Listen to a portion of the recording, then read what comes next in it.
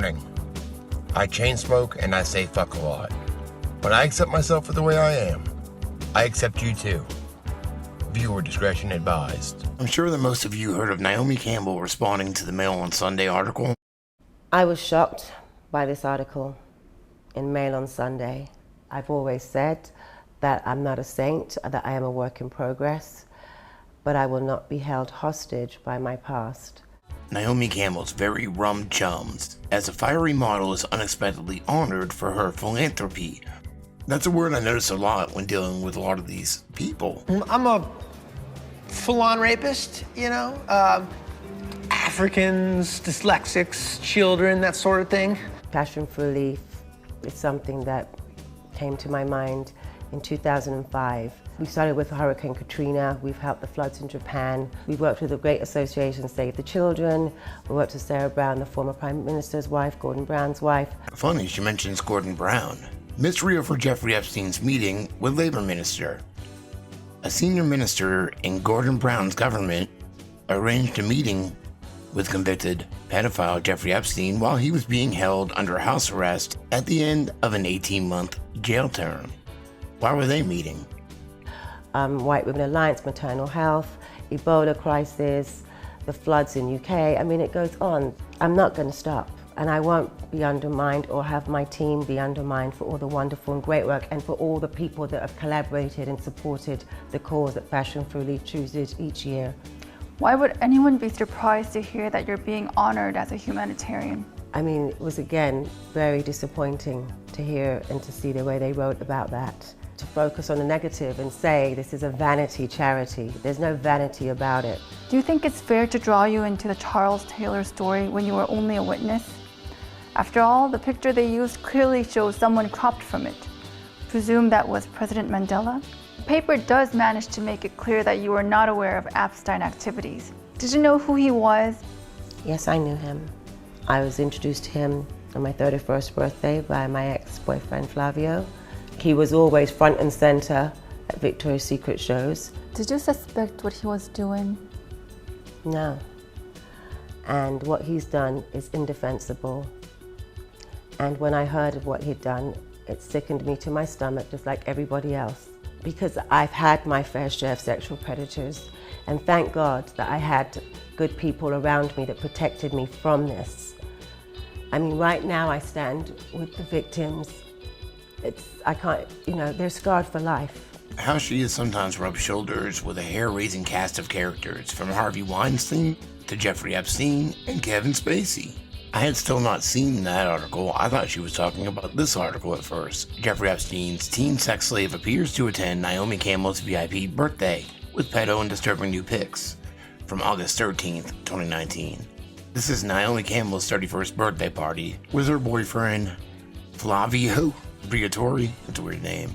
You can see Virginia Roberts looking all out of place and young, and a full-on party with a bunch of old people and adults.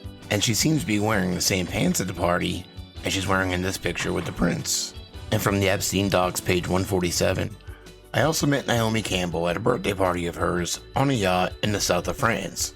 She is a friend of Ghislaine's, but she was a real bitch to me. She was very fake. She turned away from me when we were introduced by Ghislaine and Jeffrey. And from the birthday party, they got back to the car, and they had a visitor.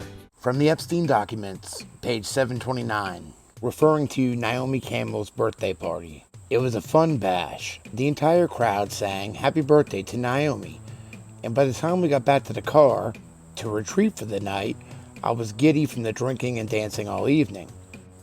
We had a guest in the car, and apparently we had already been introduced, but I couldn't even remember his name in the first 5 minutes of our meeting again. He was a hotel owner of some large chain in America called Hilton, staying at one of the cottages near Jeffrey. He saw it quaint to loan me out for a night's massage to ruin an almost perfect night. Jeffrey told me to come back to the room after I was finished with Rick. Thankfully, he reminded me of his name, but also odd, I thought. Being so late, I would have never imagined Jeffrey could stay up this late, but I never made a fuss out of his request. I gave him affirmation of my understood instructions and headed off with the stranger into the darkness. I dimmed the bright lights in his bedroom to a softer tone, as if it might aid the vision of this short, balding man with straggling remnants of curly brown hair left to show for the remaining bits of youth left in him. I had to ask him to undress and lay on top of the towel that I had picked up from the nearby folded pile at the end of his bed and spread it over the duvet. I didn't want to waste a second in his place, getting right to the very reason I was even there. Turning around while he was getting undressed, being our first time together, I wanted to give him the impression I was actually a therapist and not a finale to the end of night's entertainment. Not exactly what he had in mind, though, given that my impression was already made for me when Jeffrey arranged for our meeting in the first place. His chuckle to my response was condescending as he came up behind me and unzipped my dress, which floated to the bottom of the floor. As he was saying, "You can't really expect to give a massage wearing this. Here, sweetie, I'll help you out of it." He just wanted to see the hidden bounty my clothes were hindering his eyes from seeing. I just went about my way trying to get his hands off of me and to get him to lie down for a massage. Making quick conversation with him was pointless, as I was trying to send his thoughts elsewhere other than the apparent perverted schemes replaying in his mind from the heavy breathing he was making and the looks he was giving to me. I was using all kinds of tricks in the turn-off book, even asking him about his wife and kids. Unquestionably, he was in seventh heaven, turning every one of my distractions into another flattering compliment. He was saying things like, "I love what you do to me. I have never felt like this before. Come stay with me and I'll pay you double, no triple, whatever Jeffrey pays you." Knowing he was just a drunk idiot, I wasn't being lured in by any of his offers of money or a privileged lifestyle. I knew these cages all too well, and I was better off sticking with the one that I was at least accustomed to already. Holding back any composure now, he was going extremely wild, ravaging at my body, trying to tear off my panties like a hungered wild animal. After all the champagne I had drunk that night, it gave me the nerve that I needed to know exactly how to handle perverts like this one, who had been no different from every other schmuck in my life. And I quickly shut him down with a blowjob, lasting no longer than 2 terrible minutes. It had only been shy of a half an hour before I was already getting quickly dressed and hurrying out of his cottage door. Now, I thought that was obvious. It has to be Rick Hilton, right? Paris Hilton's father? But then I'm second guessing myself, because she says in this deposition the owner of the Hilton hotels, and his name's Rick, so naturally, Rick Hilton, right? Although I see how that could be taken wrong, wish you could get that messed up. But short. Rick Hilton isn't short, he's 6'2". Is it a mistake? I don't know. But Hilton does own a bunch of other hotel chains, about 16 of them that I know of. I've yet to be able to dig through them to see who owns each one, but they own Hilton, Waldorf Astoria, Conrad, Canopy, Curio, Doubletree, LXR, Tapestry, Embassy, Hilton Garden, Hampton, True, Homewood Suites, Home 2 Suites, Hilton Grand, Motto, Signia. So maybe it's one of them, I don't know. I solemnly swear on the Bible. I solemnly swear on the Bible. On the stand at the war crimes trial in The Hague today, supermodel Naomi CanBull appeared to be put out to be called as a witness. This is a big inconvenience for me. CanBull had initially refused to cooperate with prosecutors in their case against the former Liberian dictator Charles Taylor, and appeared today only because of a subpoena from the court forcing her testimony. Are you a bit nervous? No, well, I didn't really want to be here, so I was made to be here. So obviously I'm just like wanting to get this over with and get on with my life. For prosecutors, CanBull's testimony is seen as crucial in a case that goes back over a decade, involving hundreds of thousands of people killed or maimed in a bloody civil war that Taylor is accused of fueling with what came to be called blood diamonds. As first reported by ABC News, witnesses said CanBull, on a trip to South Africa to the home of Nelson Mandela, had boasted of receiving a packet of diamonds from Taylor's representatives. But CanBull denied the allegations to ABC News earlier this year, before storming out of the interview. You received a diamond from I Charles. didn't receive a diamond, and I'm not going to speak about that. Thank you very much. And I'm not here for that. Well, we've been told that you didn't help the prosecution sort of in this very important case. Sorry. Thank you so much. Goodbye. But what she told ABC News was a lie. She did receive diamonds from Taylor. Wait a minute, you see that? She smacked that camera guy. She does have a history of assaulting people, so...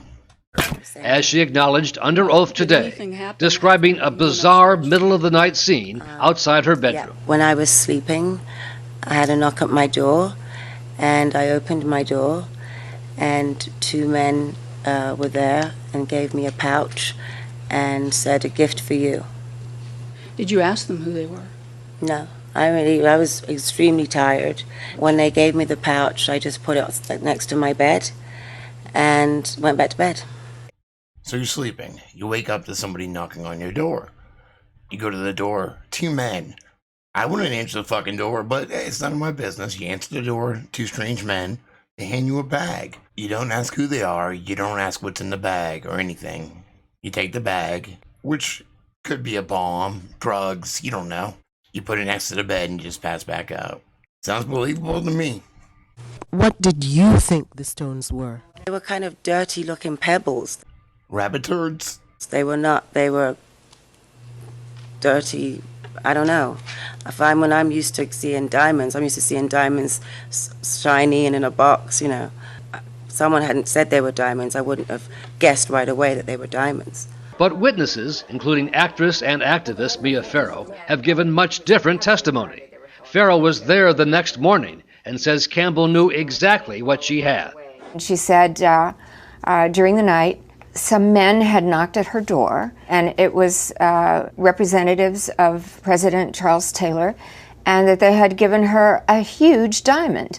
And we're like, oh my gosh. Taylor's representatives asked CanBull about testimony from witnesses, including one who claimed CanBull had been flirting with Taylor, something CanBull denied. That's not true at all. As I said before, when I'm with Mr. Mandela, and I think everyone in the world feels the same way, my attention and focus is with him. Mandela effect. At the time, Taylor was at the center of international outrage over his alleged role in stoking the bloody Civil War. But CanBull today claimed she was completely ignorant of the term blood diamonds or what was happening in Africa. I don't know. I don't know anything about Charles Taylor, never heard of him before, never heard of the country Liberia before. I never heard of the term of blood diamonds before. So I just assumed that it was. What? Have you had any other contact with No contact Mr. at all. Charles Never Taylor? seen him again since the dinner table.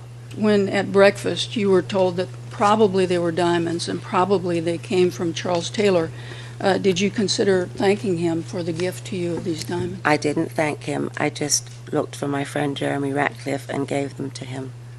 It's not abnormal for me to get gifts. I get gifts given to me all the time, at any hour of the night. The man she says she gave the diamonds to, Jeremy Ratcliffe, was the director of the Nelson Mandela Children's Fund. My intention at that moment and at that time was to find Jeremy and give them to him. I don't recall his reaction. I just said take them, do something with them, and make sure children benefit from them. I didn't want to keep them. Ratcliffe could not be reached for comment today, but current officials at the Children's Fund tell ABC News there is no record of any diamonds received from Naomi CanBull at the time or since. She did make contributions of some $50,000 that year and the year after, according to their records. Because Ratcliffe hid the diamonds for 13 fucking years. 13 years he gave them back finally.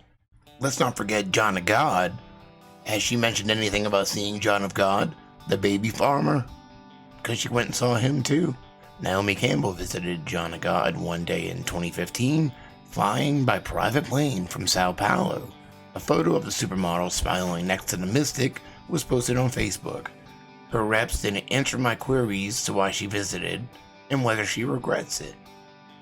She also had a pretty close relationship with Hugo Chavez, the president of Venezuela. It said that they were very close. I don't know as much about that one. I heard that from Random Rants Ryan, so he made a video if you want to go check it out. I'll leave a link. The scars of what happened in Sierra Leone have not healed. The case against Charles Taylor is being closely watched here, especially by the many victims. Alusane Kante first had his left hand chopped off by the Blood Diamond rebels. When they threatened to chop off his son's hand, Kante offered up his right hand, which they then chopped off. So the civilian raised the axe and hacked once. Kante is one of some 50 victims who flew to The Hague to confront and testify against Taylor. It was no inconvenience for them. And I said yes, and they said put it, and I placed my right hand and they hacked it twice. I care about the protection of my family, and as I said on television before, I didn't want to have anything to do with this. Naomi CanBull had said she feared for the safety of her family in explaining why she was so hesitant to cooperate with the War Crimes Tribunal. Ms. CanBull, we want to thank you for your testimony. Thank you very much. At the end of today's session, CanBull was thanked for her testimony, which prosecutors said took months to arrange. The multimillionaire supermodel left with no comment, eager, as she said, to get on with her life and put the inconvenience of the war crimes trial behind her. Fucking stoned.